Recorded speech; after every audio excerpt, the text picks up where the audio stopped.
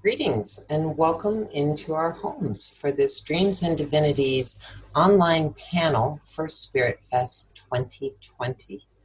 And we will be discussing today about how consciousness and spirit affects our art and how in turn our art affects consciousness, community, and our web of life. We have a really good group of artists who I'm going to introduce you to. Say hi. From New Mexico, we have Jade Leyva. And from England, Brighton, is it, Stuart? Brighton, From yeah. Brighton, we have Stuart Griggs. From California, we have Mark Henson. Hey, Mark. Hello. And Hello, everybody. Martina Hoffman from Carnac, Brittany, France. Pleasure. Amanda Sage from Colorado. Hi, so nice to be here. Emma Watkinson from outside of London. And Jake Kobrin from Bali. Hello. So we're going to start this first part of this discussion on how the spirit affects our art. So there is a feeling amongst many of my artist friends that we are like these vehicles that are channeling the divine muses, you know, we're channeling the Saraswatis, the Brigids, so whatever you want to call it, but we're channeling this divine eternal energy, and it's being imprinted a la Martina, a la Emma, a la Amanda, a la Stuart, etc. And so often we're surprised at what we get. You know, we might, for example, in my own case, you know, I have had myths come through me, painted them and had all kinds of synchronizations with those myths, and then discovered the myths. I had it with the Sefer Yetzirah, where I painted the triple goddess with breath, fire, and water before I'd even knew what the Sefer Yetzirah was. So I want to discuss with this group and have them tell a little bit about how they consider themselves to be a channel of these divine muses and how that affects their art. And let's start with Martina Hoffman. So yes, how the divine inspires my art or informs my art is an ongoing and I guess everlasting process, because we are material beings living in a material body, but really this body is only existing because it's being fueled and kept alive by spirit energy. And since this energy is all pervasive and all around us, it's also a very important driving force, I think, for most artists, actually, whether visionary or not, because what's often described as the muse is a spirit entity. It's a divine presence that connects us to a higher level of awareness and existence, in my opinion. And so this connection to the divine, I actually discovered it quite early in life. I remember distinctly moments in my childhood where I connected with this mysterious force when I was in nature by myself, and I would feel extremely safe and deeply rooted. Everything was okay. If I could sit under a tree, things could have happened that made me upset. But once I was in nature, everything, just all of that just went away and evened out. I felt loved and supported. And throughout my life, I've had many experiences that that connected me deeper and deeper. I think we are born with this innate desire to want to understand this mystery. And as we progress in life, some of us have a stronger desire than others, of course. We just get closer and closer to understanding. I don't say that we'll ever understand it correctly until we become one with this force again, but it's definitely, I feel like I'm closer to it now than I was to understanding it than I was when I was much younger. But to make it really short, I've had migraine headaches when I was a young girl in Africa, and I had, which provided me with these expanded states of consciousness where I heard voices and had light visions. sort of, what most people call hallucinations, but I didn't think they were. I feel like this is the moment where I first heard my inner voice. I became aware of it, a guiding force that has always been there at very important moments in my life. There's also the dream state, which has been very profound in my life. So I remember early experiences of lucid dreaming, and this lucid dreaming has been part of my life forever. And then came certainly the discovery of plant medicines, entheogens, sacred medicines that really opened me up in a way that I had no idea was possible at the time. And this is when the gates flew wide open. And ever since that time, I've been feeling that my art has been more of a channeling process than actually a doing process. So when I paint, I open myself up. I become an empty vessel. It's a very deep state of meditation, and I let the energy just come through me. And it's a process that is not very mentalized. So I don't pre-sketch my work. I don't premeditate my work. I just really go right into it. And kind of like what happens when you live paint, it's much more in the moment. But I do that even in my studio. And I really enjoy this process because I could never imagine these things that happen on my canvas. I found them to be much more profound when they manifest in this way. And I find them more authentic because, I find the mind to be kind of limited in that sense. If we construct, this is just the way I work, so there's no criticism in the way other people work. But for me, this works best. And so when I work, I just let the energy come through me, and the canvas basically tells me what it wants to become in time. And this is how I work. And this is how the divine and the mystical experience, which has been deeply imprinted throughout my life through various experiences, keeps manifesting. And there's so many layers. I mean, if I never had another entheogenic experience in my life, I would have an eternity of images that I could paint still. And so I'm deeply grateful for this guidance that has been there from the beginning. And I don't know what that is, how some of us have this gift right there in the beginning, and others have to discover or fight for it to open up. But it could be a past life thing. But it is, in my opinion, it's really our birthright to understand that we are divine entities. And this is what I try to show, that everything is energy and that we are just that, and we are deep creators within that energy. Absolutely, yes. Thank you so much. It's beautiful to hear.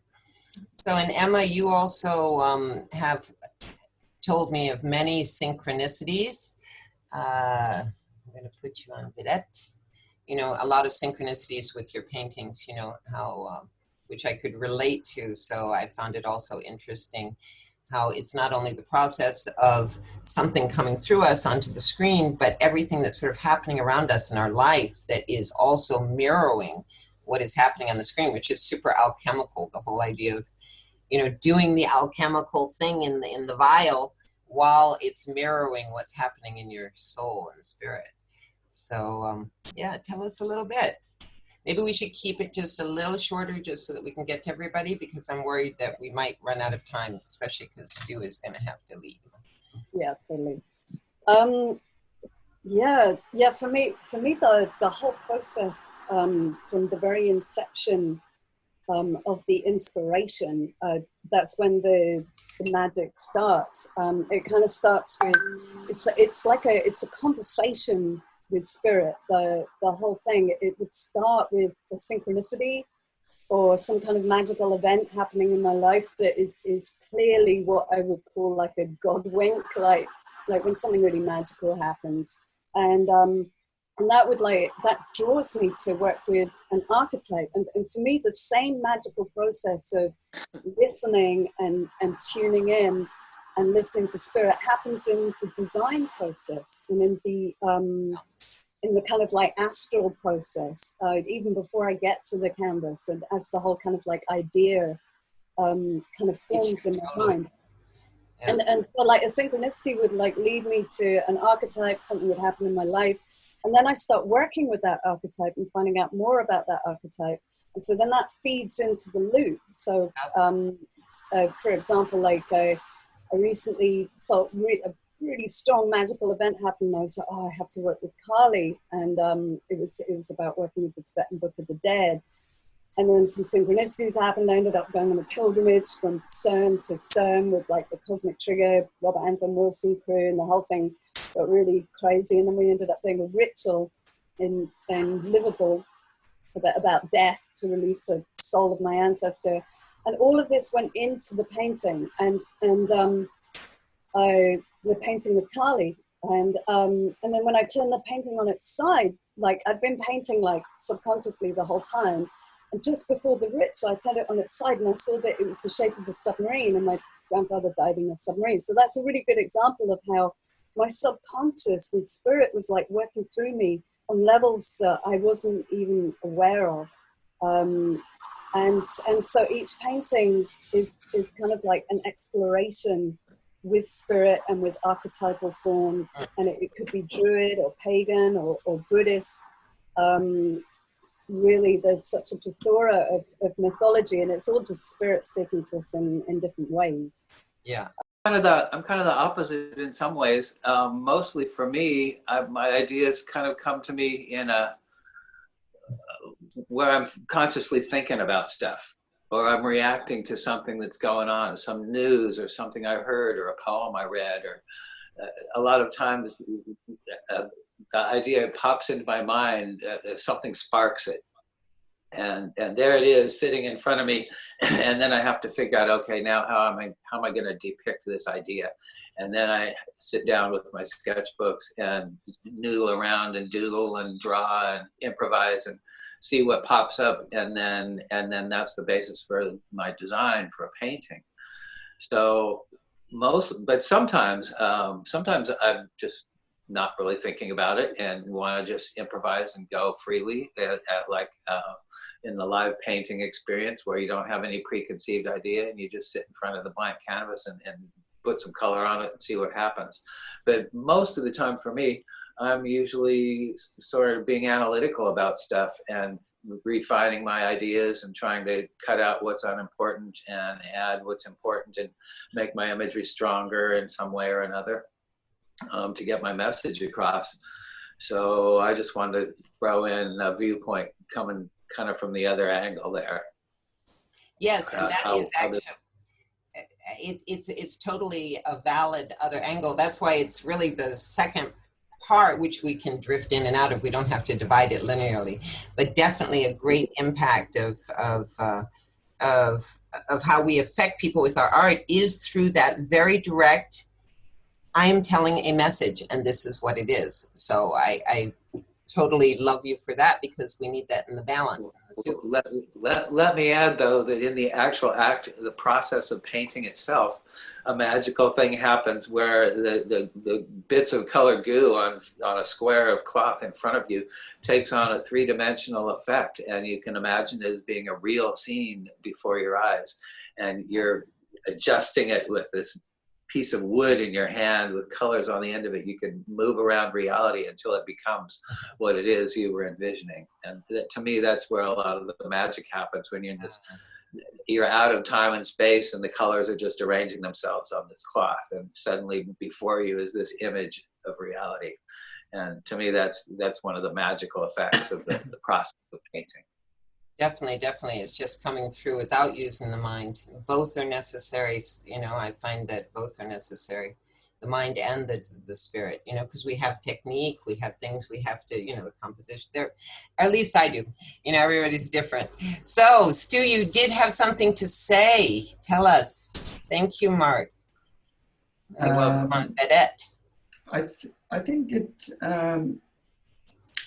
requires an attitude or an intentionality, or just a kind of just being with it. I think there's I think sometimes art can be represented. We have like a sort of idea of the artist as this kind of vision, this download that comes down from us. And yes, the imagination is this wonderful, faculty that we draw deep from this deep dreaming, pre-linguistic space. The content and the essence comes from there, but sometimes the actual process is a bit more mundane, I think. I think it's a bit just sitting there, being with it. For me, like drawing thumbnails like a classic concept artist would, the classic, almost boring way of doing it. But when you're around it and you've got that kind of, that intention and you're with it, like what you focus on, you get more of,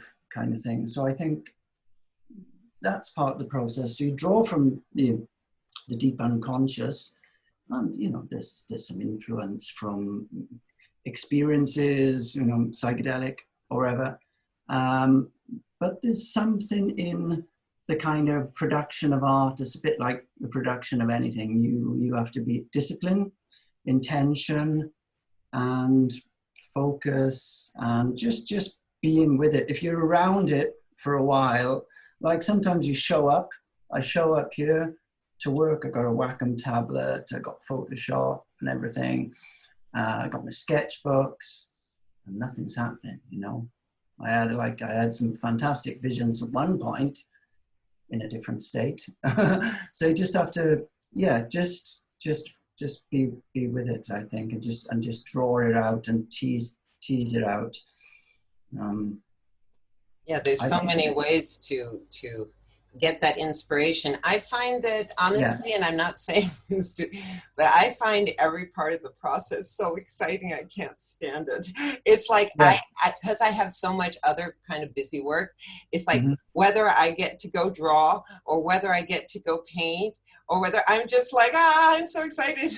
And I think another thing is you have to be kind of focused and centered in chaos and uncertainty, because it's not nice. Yes, that's a sometimes being with this chaos and all these disparate elements, and you have to have faith and intention and bear with it, because there is a kind of myth in society of the artist just kind of waves his brush and out it comes. And of course there are moments. It can get perpetuated in the visionary art scene as well, and I think you just have to sit with this chaos and this mess, and before you know it, it can be.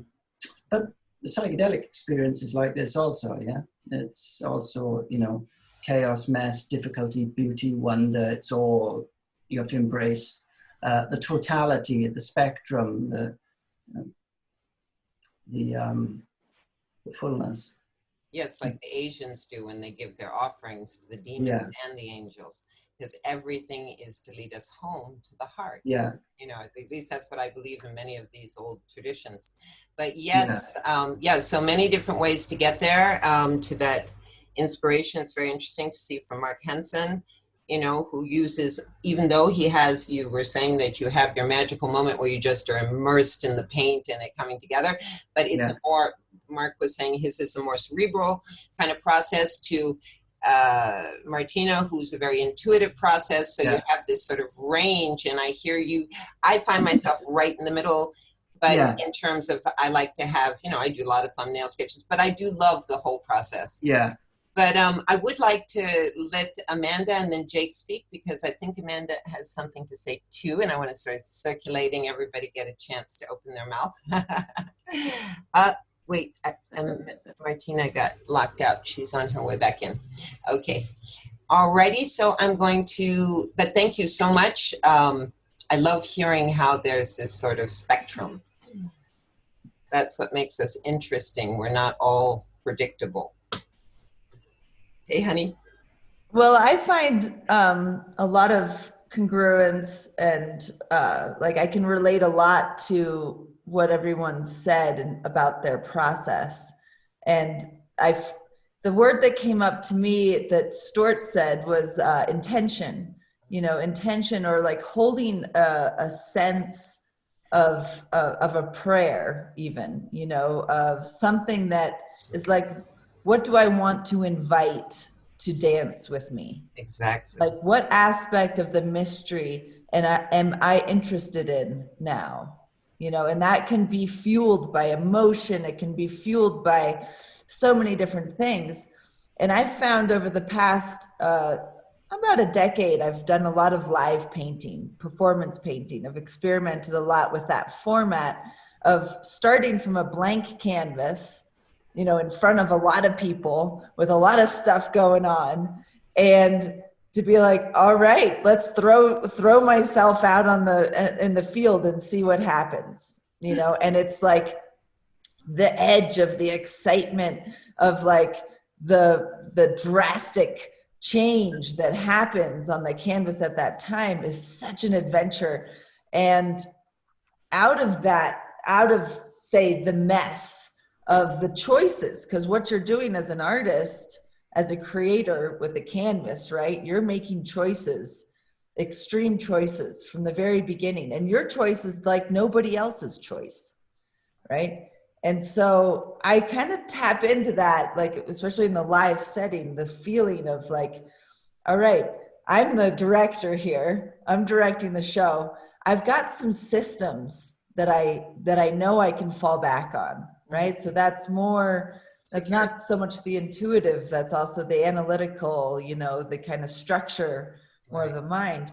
But then it's like, look into the mess or look into the field, and what do you see? What do you find important to draw forward? And I feel like it's a group mind thing that I aim for, almost, that I'm looking for, like help me, people, like, you know. And it can be when you're alone in your studio, there's all the ancestors, the spirits, that are there to help too. And they're there, of course, when you're on stage.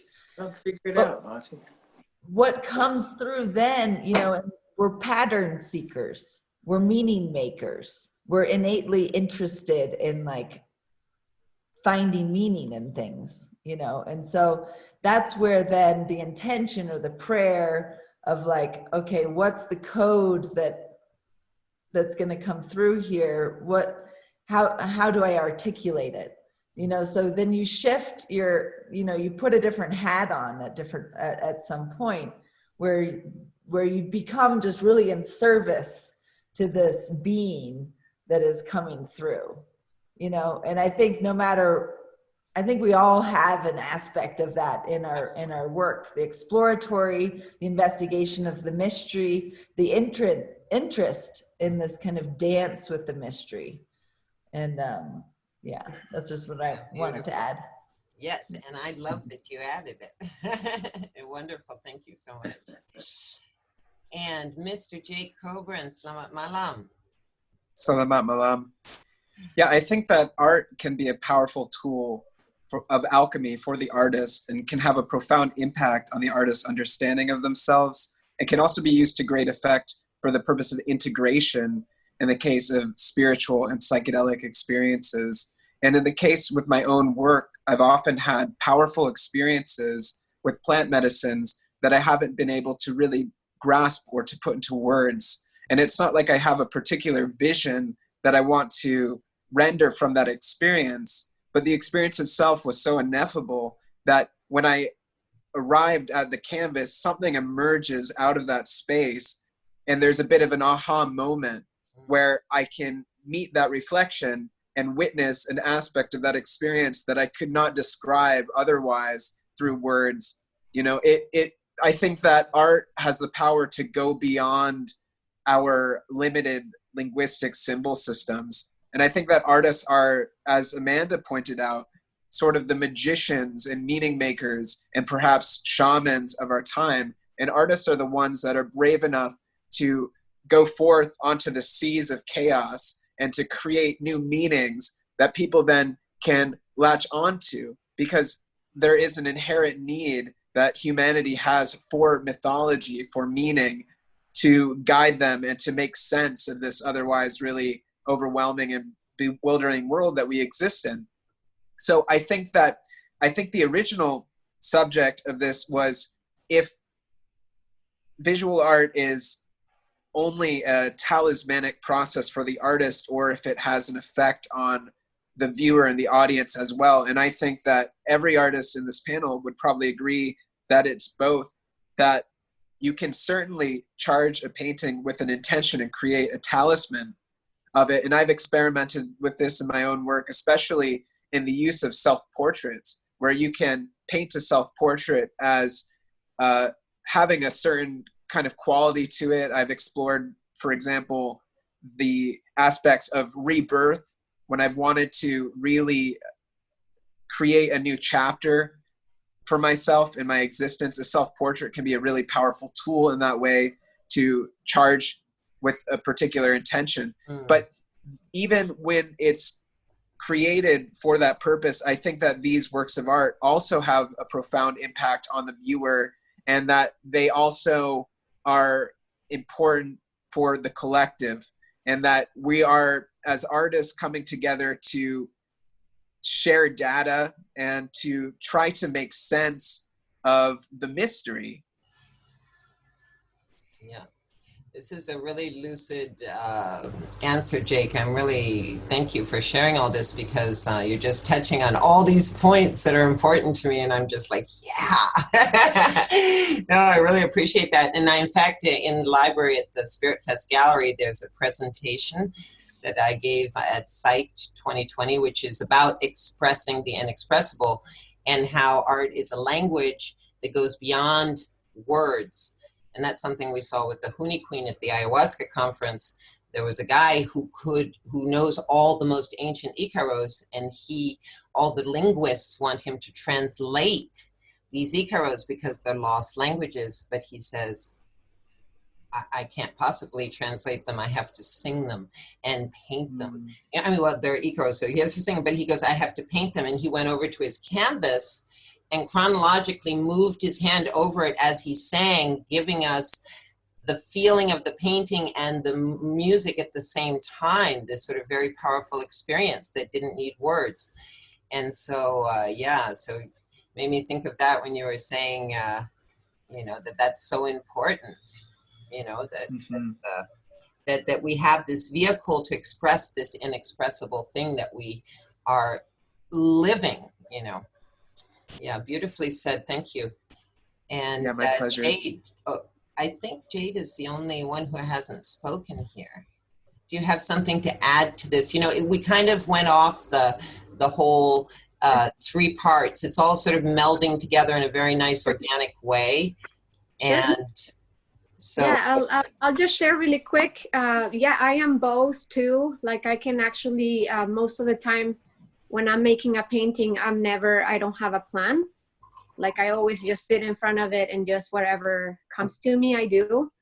But in my later years, I have actually been exposed more to ecology and awareness about it. And I'll talk about it more a little bit later about that. But I am more aware of how, like, the power of art and the message that you give is so important in how people read it. And so that's one of the reasons why I have sort of like, I think about like what I want to portray and what I want to say. And before that, but like when I'm in front of the canvas, I never really know where I'm going.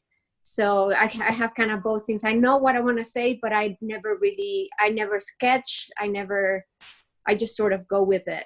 So I can relate to everyone here, because that's one of the things.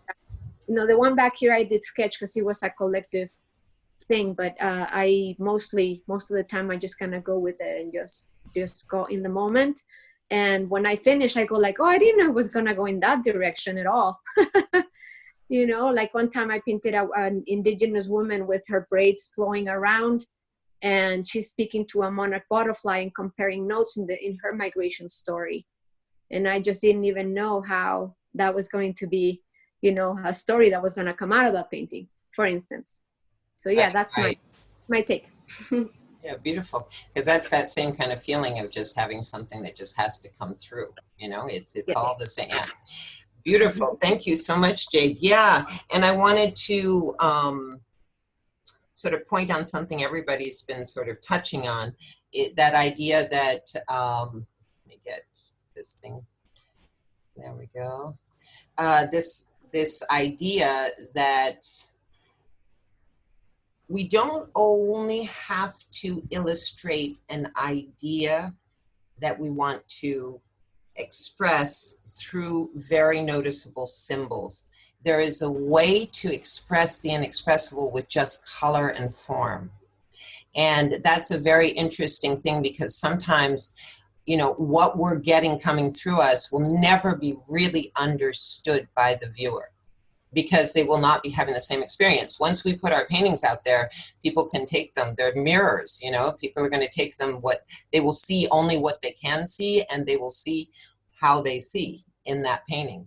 And so I find it really interesting that, you know, that we can also express, and I see this with children, you know, a whole feeling just through the color, just through the shapes, just through the form, just through or we can do it with a bit of both, which is what I see you do and Mark do really well.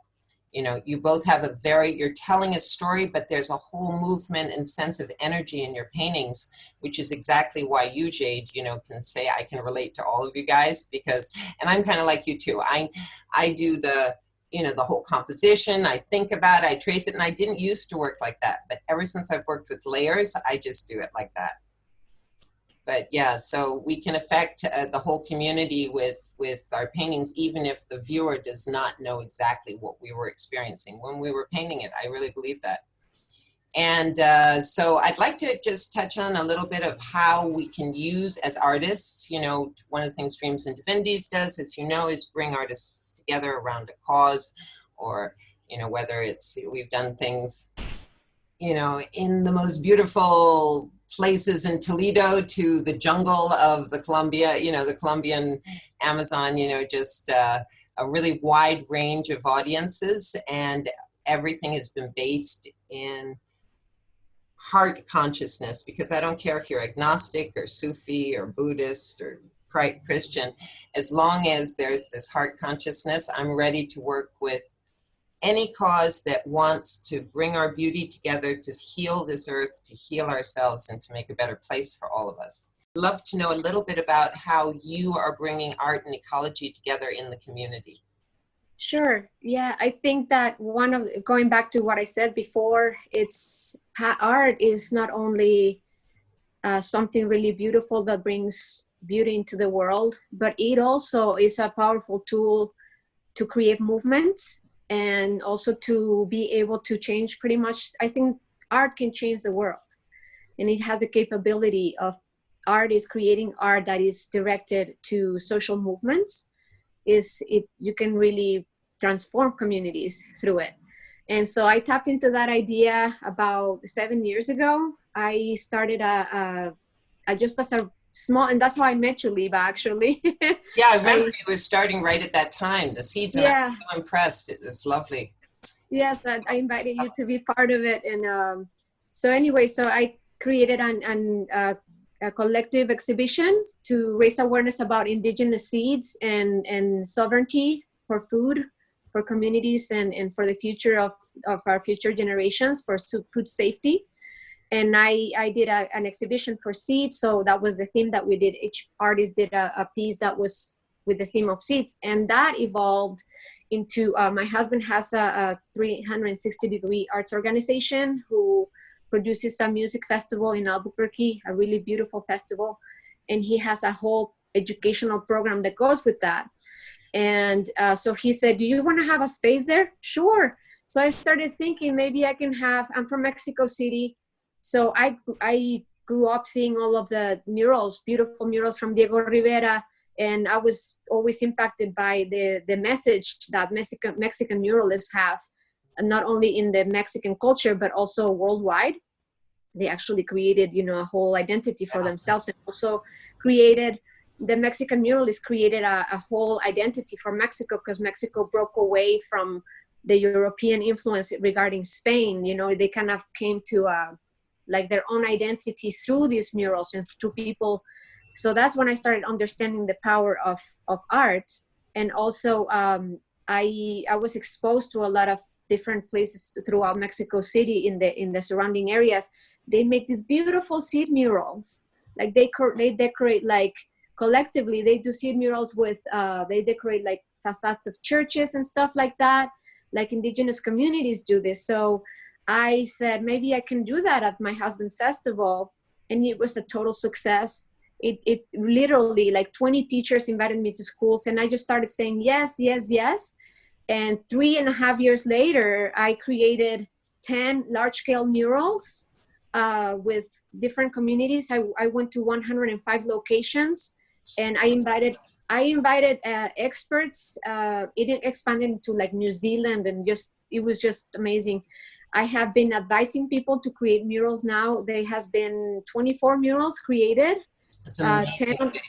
10 that I did, and like 14 more under my guidance, but I just can't do the work because I did all of the work that I did was pro bono. So I utilized that activity to, and I'm not gonna take too long. And I just want to show you. I have one of the murals here. Yeah. I'd love to see. So, so I just invited like experts, like organic farmers, beekeepers with me, and I just gave them a platform to speak. So I utilized the activity of creating beautiful murals to be able to speak to people. So I talked to about 7,000 people throughout that period. Yes, girl. Yeah. Yeah. So I saw a beautiful ripple effect that went on. Like a lot of people got inspired, and there's a lot of stuff happening. So this is one of them. So I'm gonna go far. Yes, and so these are all made with seeds. She's put seeds into wax, right? Or is this a different medium that you're putting in? Yeah, it's not in wax, this one, but this mural is very, like, people all the way from kindergarten to colleges worked on this one. I said there's 10 of them. This one is 8 feet by 8 feet, which is like probably 4 meters by 4 meters, something like that. And so this one took 16 months to do. Wow. So you can see. Anyway, so it's very rustic. This one was dedicated to India because the peacock is the national bird. And I wanted to raise awareness about like all of the thing that's happening there with the genetically engineering. And also like the farmers and all of that, the patenting of seeds and stuff. So it was something that crossed over a little bit into political, but I just stayed away from the political side. I actually tried to educate people as much as possible on the solution part, which is eat organic, encourage farmers, eat local, try to eat more organic food.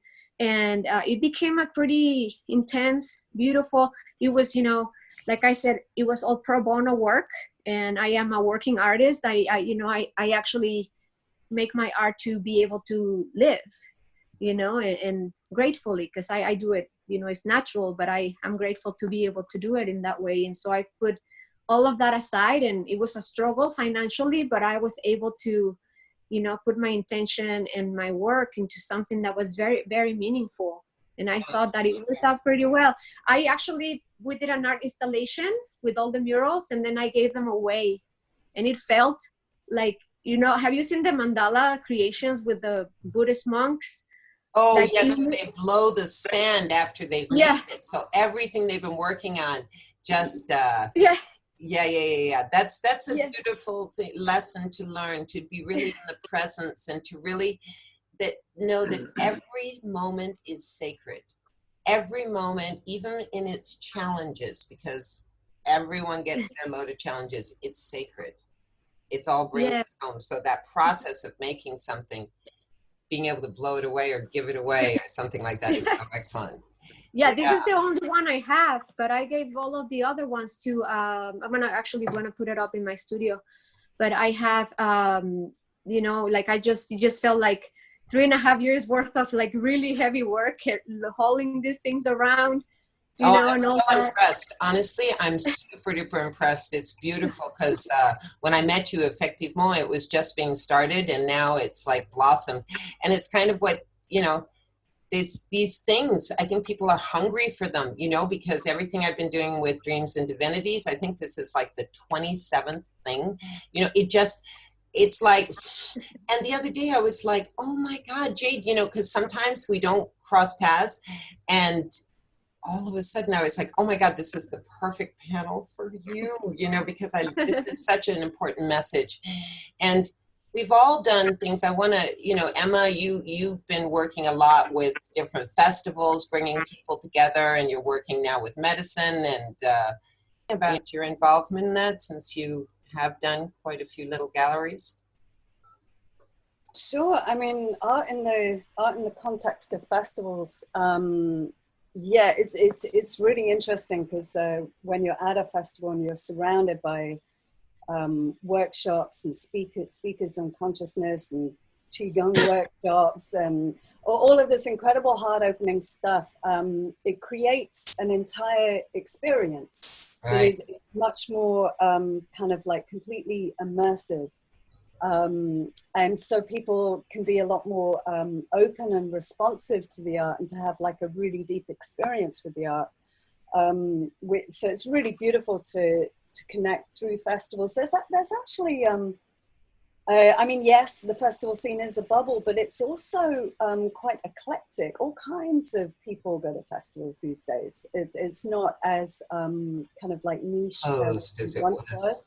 And Medicine Festival, for one, is which will be just starting up this year, has a really amazing vision and content of having some incredible speakers about ecology and consciousness and how we can move forward through these times, and indigenous wisdom, and that's what the focus of that particular festival is, as they all have a different flavor. Some of them will about music, and so I'm really excited about bringing everyone's art to that particular audience, because I think it would be really heard and really received. Absolutely. Really well. Absolutely, because all those medicine people, I mean, I remember when we brought the art to Colombia, and we had these 54 pieces of sacred art printed in this very traditional and sacred maloca, which was, there was 4 columns holding up the maloca, and each one represented a different tribe of Colombia, indigenous tribe.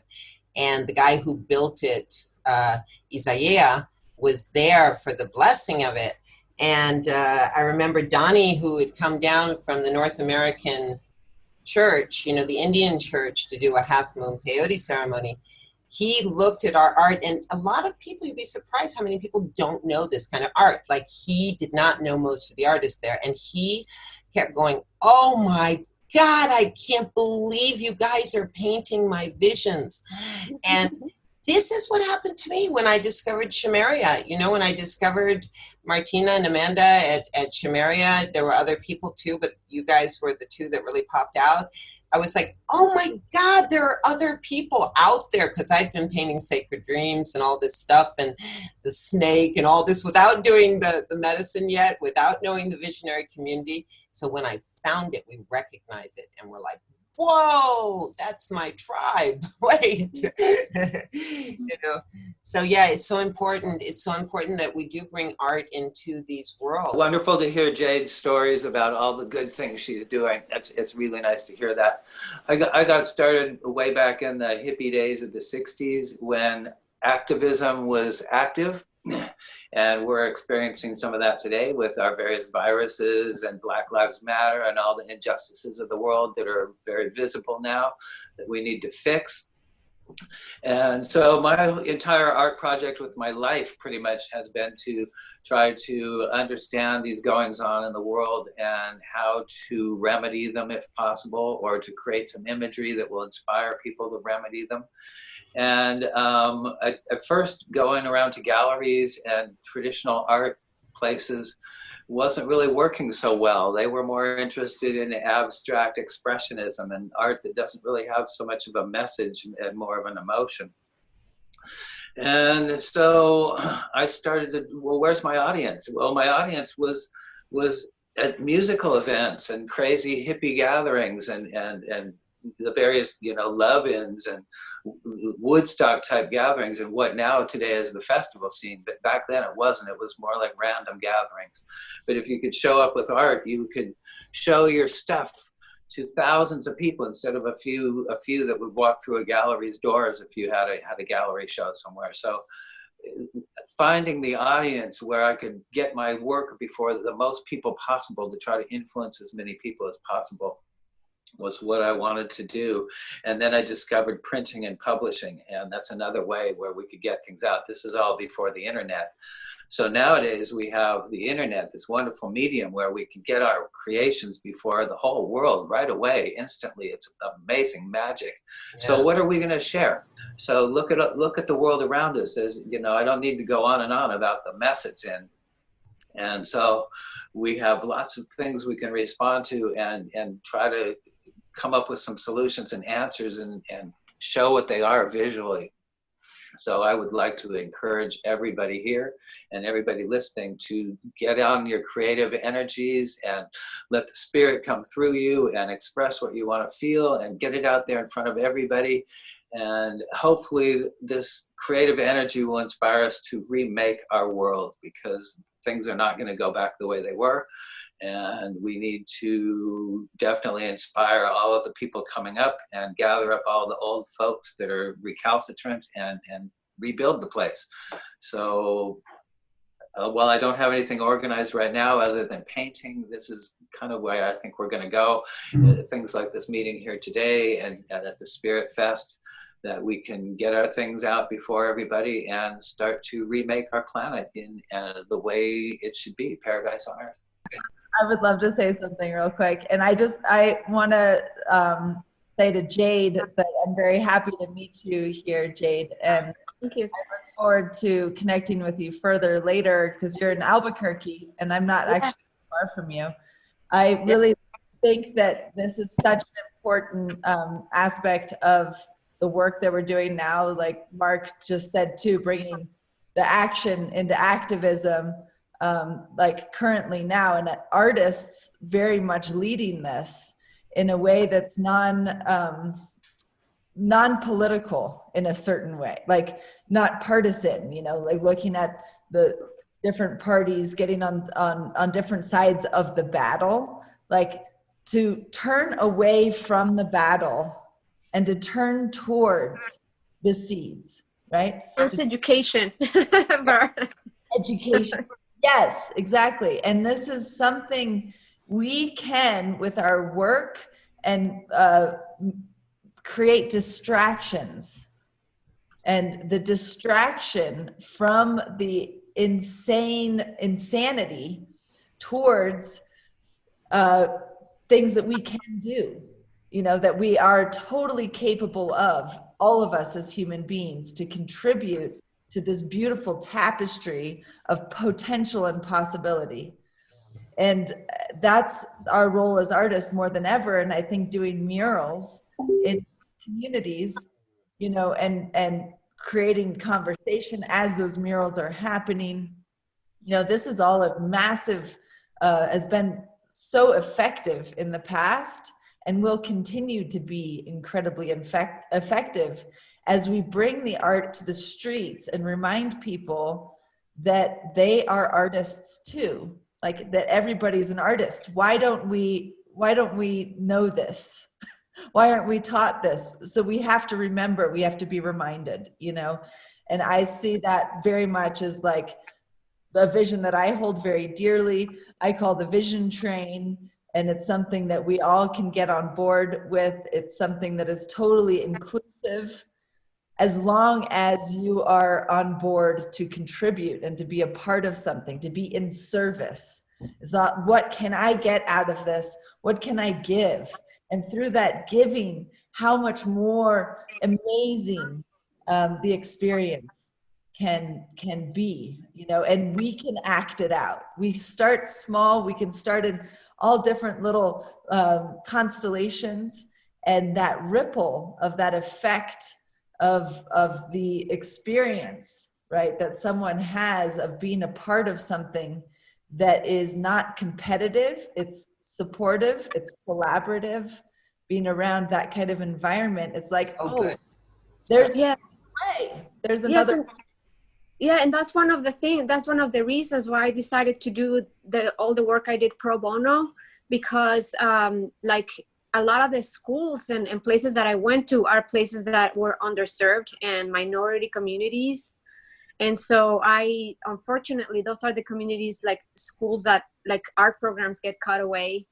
And I saw, like, I know that the potential of art, that art has to be able to transform communities. If you give a kid that doesn't have this kind of opportunity and you give it to them, they take it and they might, you know, maybe in my humble way, but I'm talking about the bigger level. You know, like if we had funding to be able to support more art programs to involve communities, these communities will be completely transformed. And I don't think we have enough of that in this country anyway. Yeah, we're just starting to see that.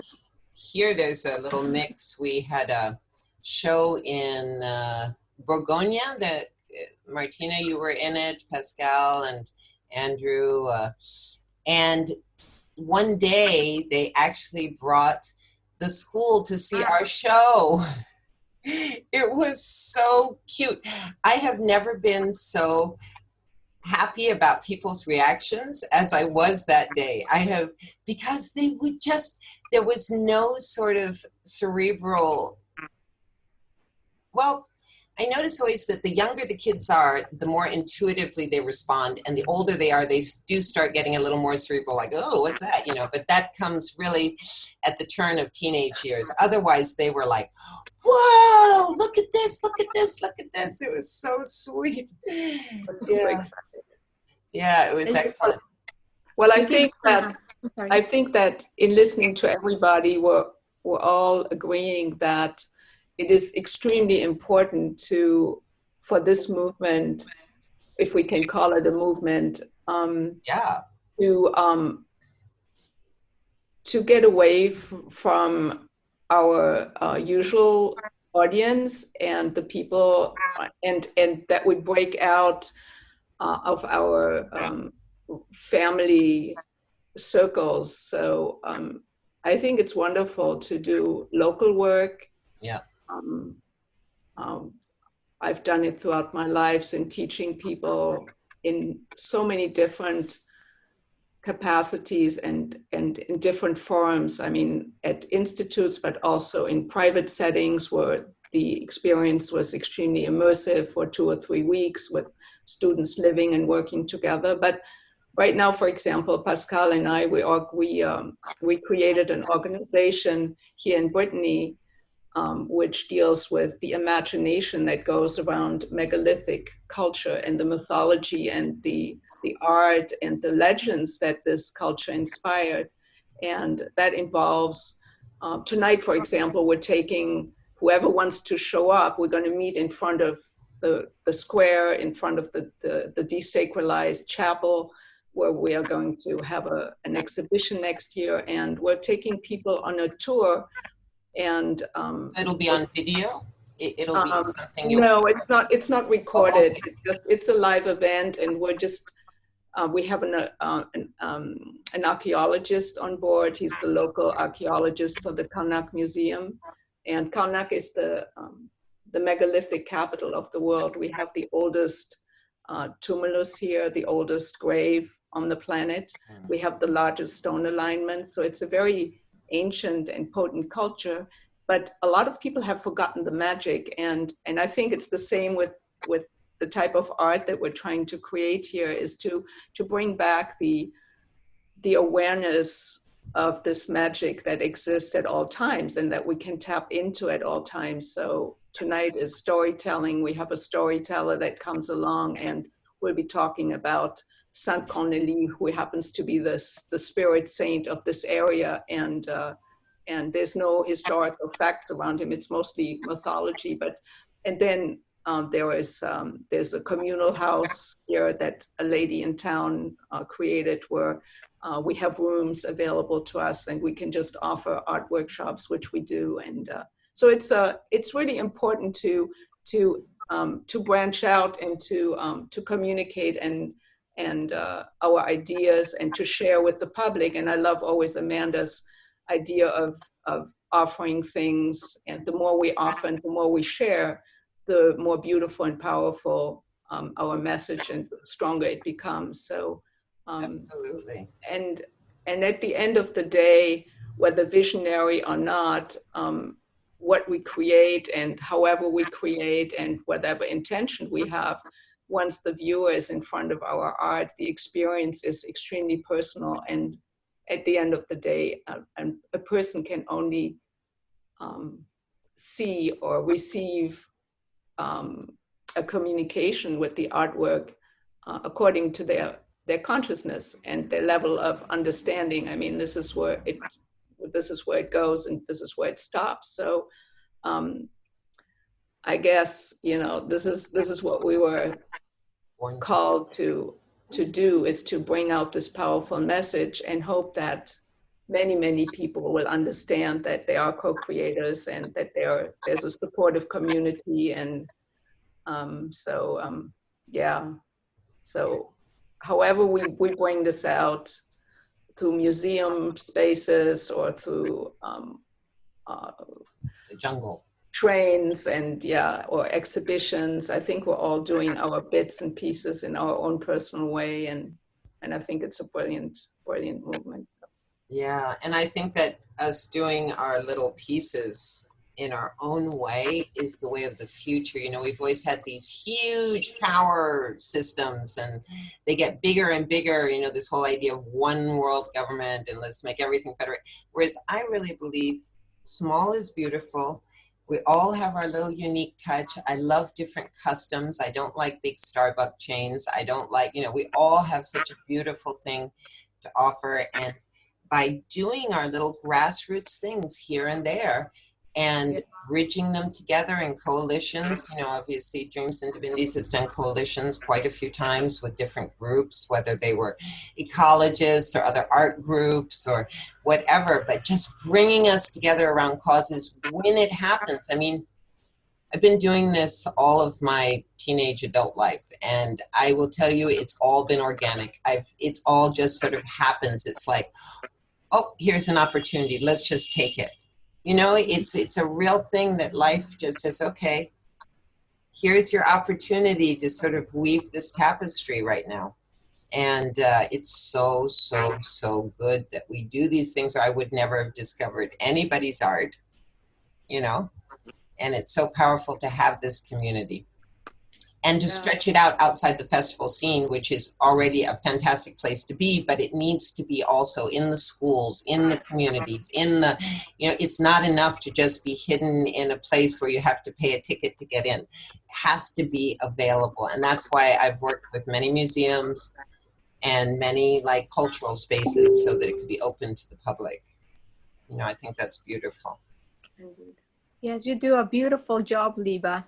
Like really, like bringing all these people together, and I'm just in awe of everything you do, and just, you know, your taste in curation, and also like you know, like every one of the people that you have brought together are pretty amazing. I'm really happy to be here. Thank you for having me. Thank you, sweetie. Well, I am in awe of all of you, so I am honored to be with you. It's like what you were saying about how you do a lot of free work. I have done gallery commercial shows where I get paid to be a curator, but all this Dreams and Divinities stuff, all this stuff I did in Toledo and throughout Spain and the Sacred Deer and Mexico, all this was done for free. You know, even if we raised money to bring in a musician, I was still paying my own airplane ticket out of my pocket.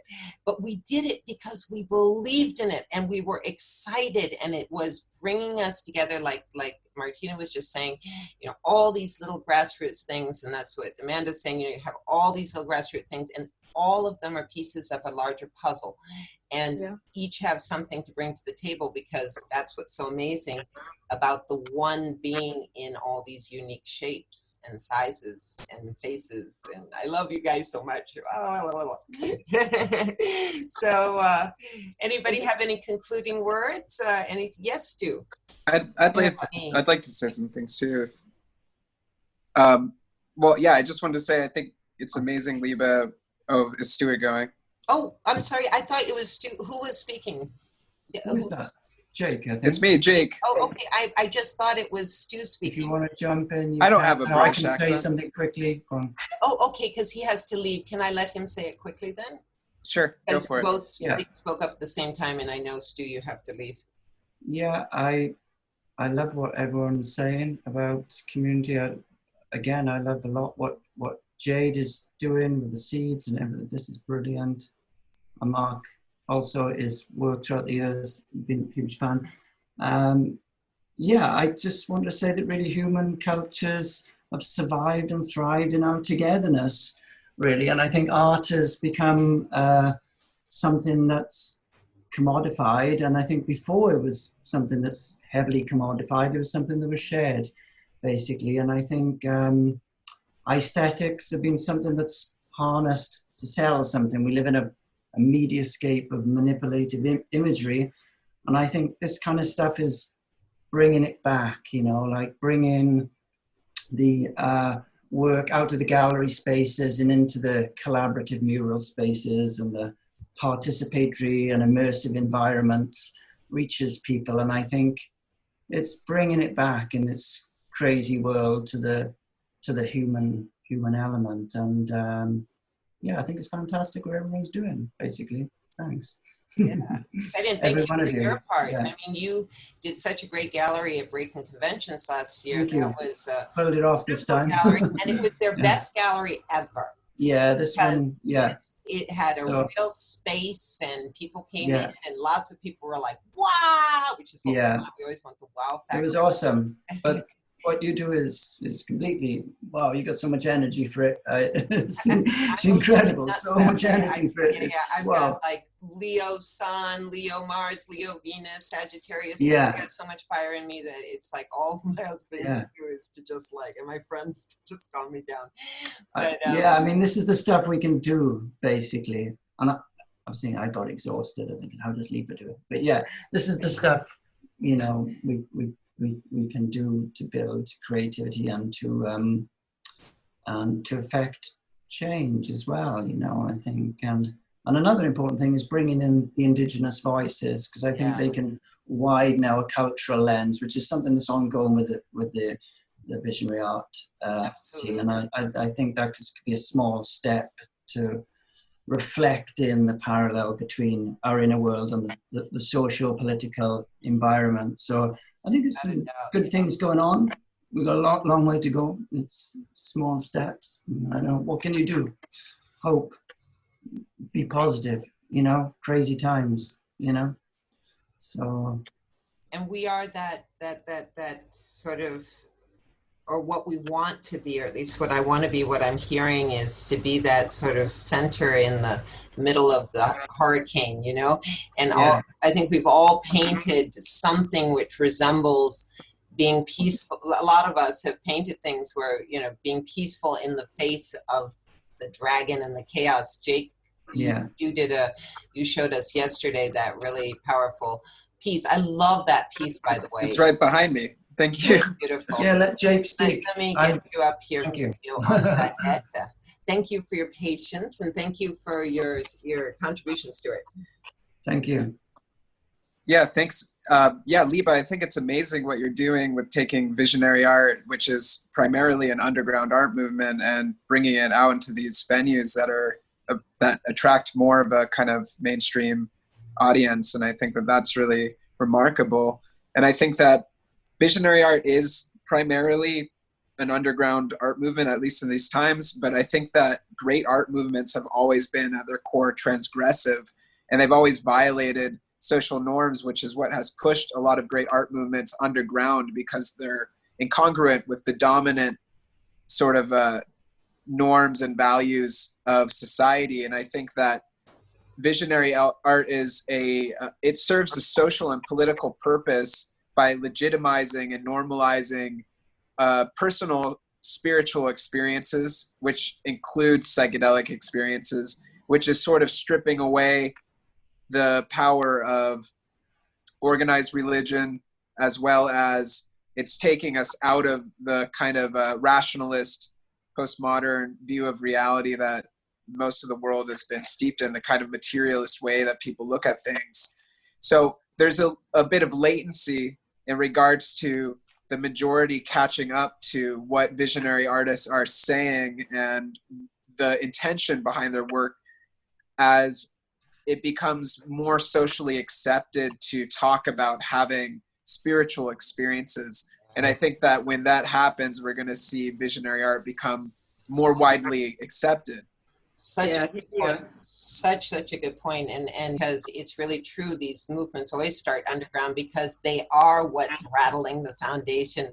Creative people are children who survived. You know, we question things. We're not scared to take risks. We create. To create is to do something outside the box. And you know, so often we are sort of pushed underground. And I was saying that I feel like right now, because as we've been told that we're going to hit up against the wall with pandemics and natural forest fires and hurricanes. And here we are.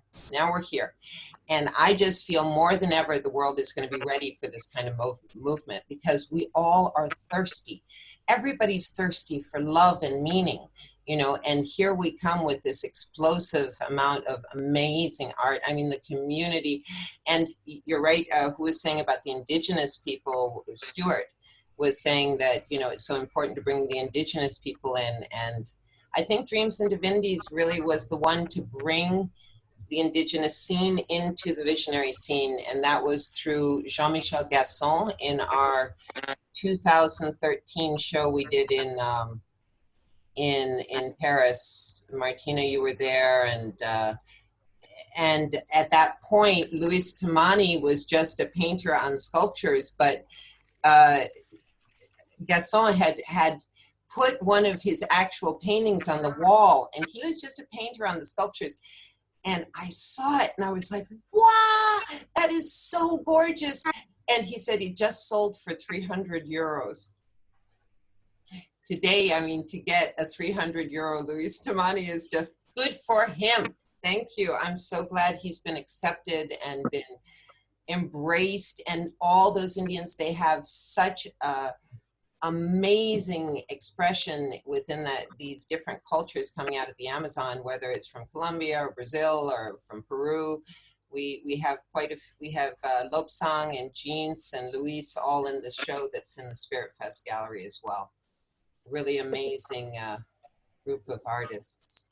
Liba, on that subject, I just want to say, like the whole on the whole thing about indigenous, it's really good to remember also that in a way we're all indigenous. We all belong to the earth. Like last year at several festivals, and also there was another pilgrimage going across down the ley line in the UK with the Wisdom Keepers. I was affiliated project to medicine, and there was like 12 wisdom keepers from different indigenous tribes all over the world. And one important keystone of this is there was one from the UK, like Chris, who's a member of the Order of Bards, Abates and Druids, which I've been in forever, is a local Druid group, and that's also drawing on our own. Absolutely, that's beautiful. Traditions. So it's really amazing to reach out and appreciate and give back the sovereignty to all of the indigenous people all over the world that have been wronged in the past, and to listen to their wisdom, and also to do that from a place of being able to connect to our own earth and our own kind of like nature spirits here, I think. Yeah, very, very good point. And it makes me think of in Colombia, you know, we were working with indigenous people, and it was very interesting because one of the guys from Weeby, from the Muishkas, him, Esteban and I had been organizing me the art stuff, and Esteban general glue, and we pulled medicine cards the first day. And it was it was Paula, it was Weeby and Paula, me and Esteban. Weeby and Paula are a couple. And I pulled traditional wisdom. Weeby and his wife both pulled intuitive wisdom, and Esteban pulled the hummingbird, which was about love and peace and coming together. And it was very interesting. Me, who's always run off intuitive. Sorry. Should I put yourself while you're talking? Okay, thank you. Sorry. All right, thank you. It was very interesting in Colombia because what this was indicating, this reading, was that me, who had always come from intuitive wisdom, was now up against meeting these people who had traditional wisdom. And these people, both of them, pulled intuitive wisdom. And they needed, because there is not one indigenous or ancestral group on this earth who is not messed up. We have to just realize that. There is rape, there is discrimination, there is all kinds of, all the bad stuff happening all over the world. What is wonderful is to have the indigenous people that are close to the earth to teach us, you know, how to be harmonious and in respect with our Mother Earth. But at the end of the day, we all have work to do. Mm-hmm. And, you know, it was just a beautiful chance for us all to sort of clean through. Can I say something? I'm Yeah, sorry. no, it's okay. I'm just going to say something really quickly here. I think there's sort of like a Western misconception that just because in the Western world we feel that we've been so disconnected from nature, we're looking to quote unquote indigenous cultures to save us. But I think at the end of the day, right now, you know, like you said, Liba, indigenous cultures, they're just struggling as hard as we do. And if you were to speak with my friend, Michael Stuart Ani, who has been spending time with the indigenous, truly indigenous tribal people in the Amazon for by now 50 years, he will say that those people have the same exact problems that we do. They have the same hang-ups, they have the same social problems in their communities, and they just they don't have anything on us that we don't know. So basically what I feel, and this is what I think, this is where we need to be going, is that globally we just need to support each other and teach each other, and we should listen to each other because we all have a piece in the puzzle. Exactly. And before I hand it to Jade, I'm totally waiting, but I just want to say something really quick. I'm just going to leave.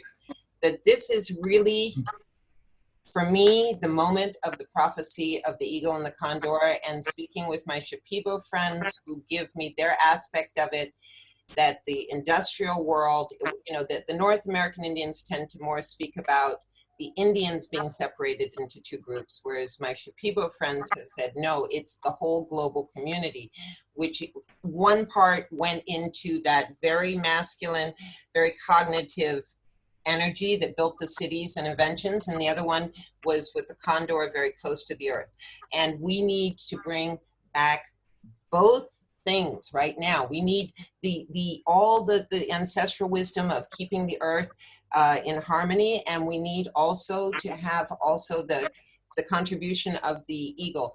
There is both sides have made mistakes. How many Indians, how many Indonesians, how many, I've lived all over this world, you know, I've seen every type of person.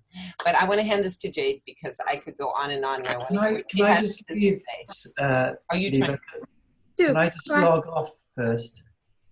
Oh, he's signing off. I would just like to say goodbye to everyone. Thank you, really appreciate it. Amazing artist. Thank you. Thank you so much, Stu, for joining us. Good to meet you all, and we'll all meet somewhere amazing. Why not? Yeah. Glad to met you here. Yeah, good to meet you all. Liba, you're a star. Thank you. All stars. Stuart, I hope to meet you someday. Yeah, sure. I hope so. Maybe you should come to Breaking Convention or something, Jake. That would be awesome. Maybe we can pull if they ever let us out of the United States again, I'll be happy to travel. That sounds awesome. Right, you're prisoners right now. We've lost our freedom here. While we were worrying about getting haircuts and nail jobs, we lost our freedom to travel. Yeah. It's actually a very sad situation. It's gone quite crazy. I'm hoping we can consolidate the goodness. I can't wait till we can all get together in the flesh again. Yeah, many times. I'd like to hang out with all of you.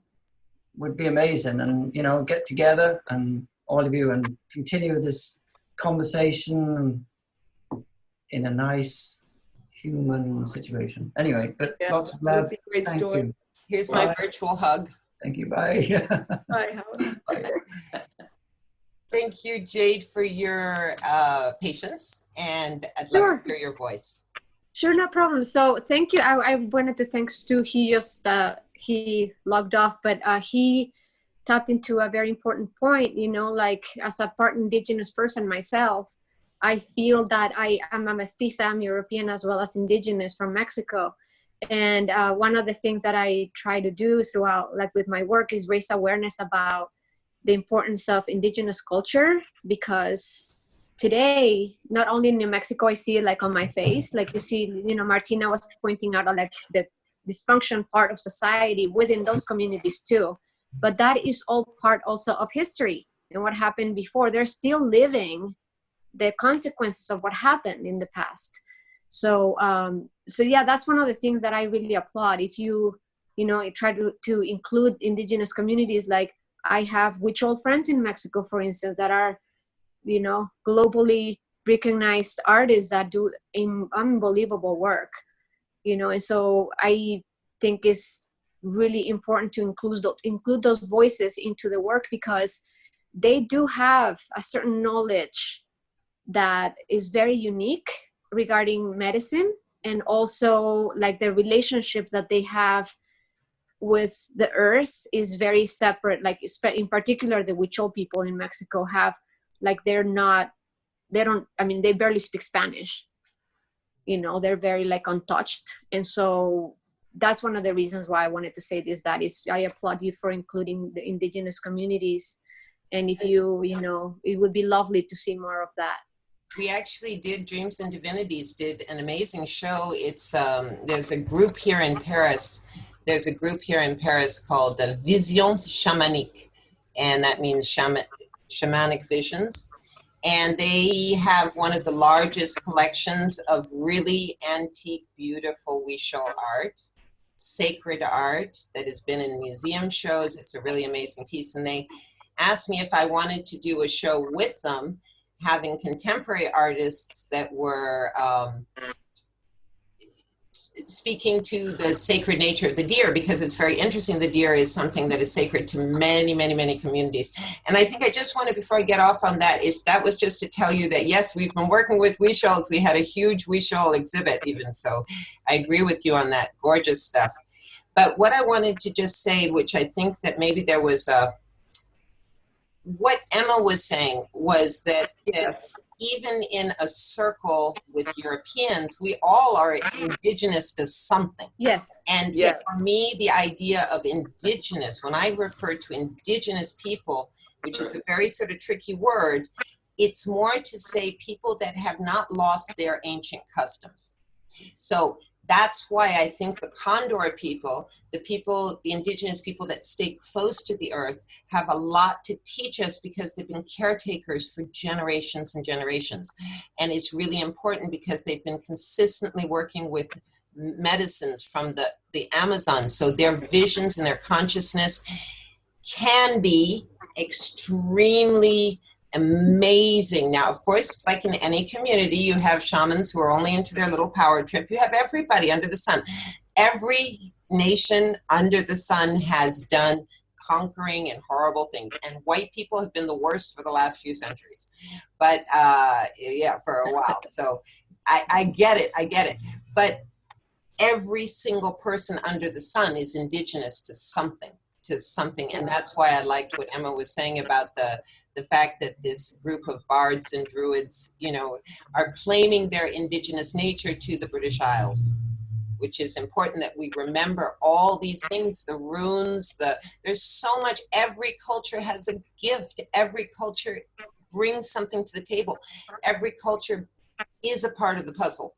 So, Yeah. and because the indigenous Indians have been so forgotten, we have to make special efforts, I think, because their voice is gorgeous, and we need to say, hey guys, come on, what is going on? Why are these people being treated like this? Yes, and it's still happening. You know, it's still happening. It's not that's from why I've been such a big fighter for that. Working with Indians in Colombia, in DC, a long time, because it's just disgraceful. Sorry, Martina, what were you about to say, sweetie? No, I just really wanted to thank Emma for her contribution in pointing out that we have incredible indigenous traditions all over the planet, right here, wherever we are. Right. And it just reminded me of something that I heard from a medicine man. We were invited some years ago to do sweat lodge and medicine work with Lessard. He's one of the last great Lakota shamans in Albuquerque. And while he is of the idea that sharing his spirituality with us Westerners or with us white folks is a good idea, his wife, who was at the time in training, she approached me. I was invited to the ceremony. I was not initiating this. I was just tagging along for this very interesting quest. I'm not going to get into it. But she put me aside, and before we went into lodge and did the medicine work, she said, why do you white people need to come here all the time and take what is ours, and why do you need to embark on our path, our spiritual path? Why don't you just follow your own? Why don't you go back to your own roots? And I found that a very pertinent question. And this is what my whole talk before was about, that, you know, we have our own roots, and this is even true for the whole. You know, this all brings me back to the whole movement that we're in, the visionary art movement, because it's not just something that is happening right now. It's as old as our humanity. You know, it goes back to prehistory, and so there's a lot to be discovered still and to be rediscovered. So I just wanted to bring this one more time to the conversation, where we just, I think what's at hand is that we understand that we are a global community, that we need to be acting locally and inspiring right here in our own backyards or front yards, and that ultimately we have to think globally, and we have to understand that we are a global community. And as soon as we understand that, and as soon as we sense that we are a global community, all those old things will fall away. I mean, we can go on and have all these wounds. We all carry wounds inside of ourselves, and we can, you know, look into history and look at how certain populations, indigenous people, religious groups have been persecuted, but this victimhood, you know, will exist, and the disparity and the separation will exist as long as we don't give up this victimhood. And this is really something that I need to point out, because this is where the healing starts. When we give it up, and this is an invitation to do it right now. We know this exists, and it has existed for as long as we have humanity in existence. But we just need to switch the page and just look at us, look at ourselves, and look at the people around us, and at everybody on this planet as our brothers and sisters. And we just need to pull it together and just exchange and become, you know, one. Yes, and I think that's the ultimate purpose, is of course to bring us together with each one of our cultures, whether it be from the Amazon or the British Isles, and make that beautiful tapestry. The only thing I want to say is the problem that I see personally is that there are certain indigenous people that are still suffering. We're not able to turn the page while they're still being persecuted.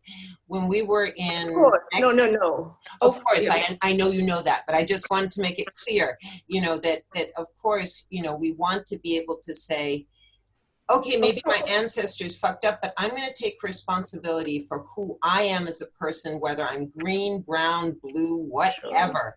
I am just responsible for my own actions. And I had to do that. I had to go through my white guilt. I had to do all that as a younger person. I wanted to be a black girl so badly. I was like, I don't want to be a white girl. You know, but then I moved through that because, you know, I'm responsible for me. And I think that every single nation under the sun has something beautiful to offer the whole tapestry, for sure.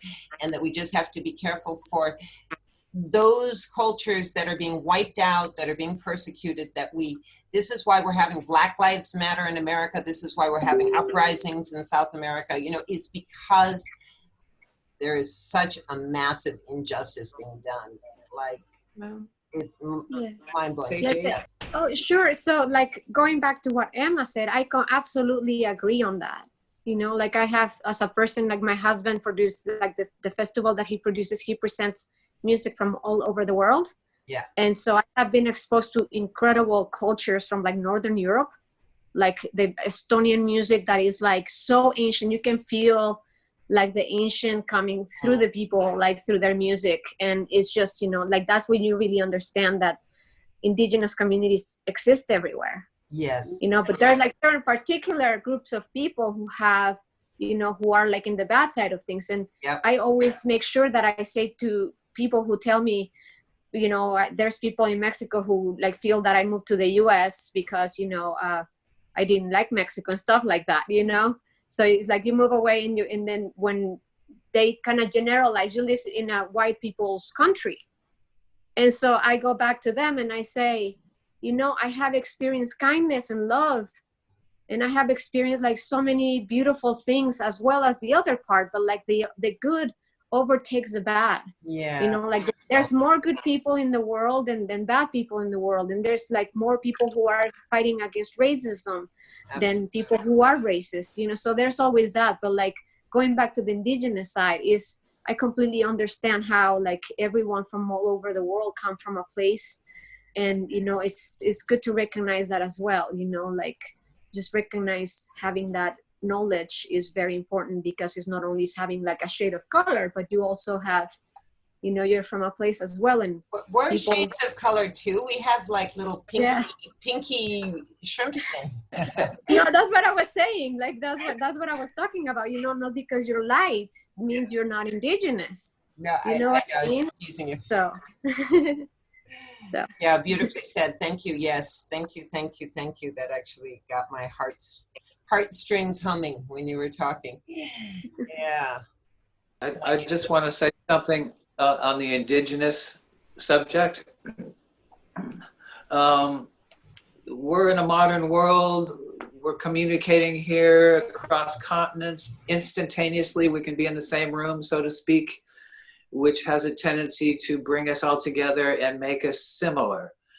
So how in our modern world are we going to keep all of the uniquenesses of the various indigenous cultures all around the planet? How are we going to keep these cultures alive and unique and at the same time blend together in our modern world where we're all communicating and sharing? Because we do want to do that. Everybody's hungry for everybody else's knowledge and experience. And of course we want to try their food. So how can we keep unique and keep everybody's culture alive while at the same time we join together in the global community? This is going to be our challenge, and I hope we can pull it off. Because I love travel. I love travel and experiencing other people's, all the stuff everybody has to offer. That's part of the fun of life. Totally. It goes back to the whole thing about nobody wants to see another Starbucks. It's just, I 100% agree. Today, if we look at our DNA, most of us have a little bit of everybody's blood. This is the thing, is I have American Indian blood. I have a whole bunch of different European bloods. You just told me you have mostly indigenous blood, Jade, but some, European blood. We're all mixed up. It's amazing how, and I think this challenge, as Mark just put out, is to say, okay, I am a world citizen. I don't have to relate to any one given doctrine. And I think this is what happened when we pulled the cards, that we have to be intuitive awareness married with traditional awareness. And I think that what's happening is that we have to safeguard our languages, our cultures, our way of expressing. This is what makes the beauty of our tapestry. Couldn't agree with you more. But at the same time, allowing us to see that we are one family. And we all have a little bit of each other's blood in us, that it's completely ridiculous to have any sense of racism because we're one family. We even on a quantum physics level, we're just particle waves in a unified energy field, you know? So come on. Why do we have to make it so complicated? You're going to keep going. I've got to go. So. Okay, my darling. Well, it was good to see you. Make beautiful paintings. I know what you're going to do. Yeah, I'm on to the next bit now. Loads of love to everyone. Really great to see you all.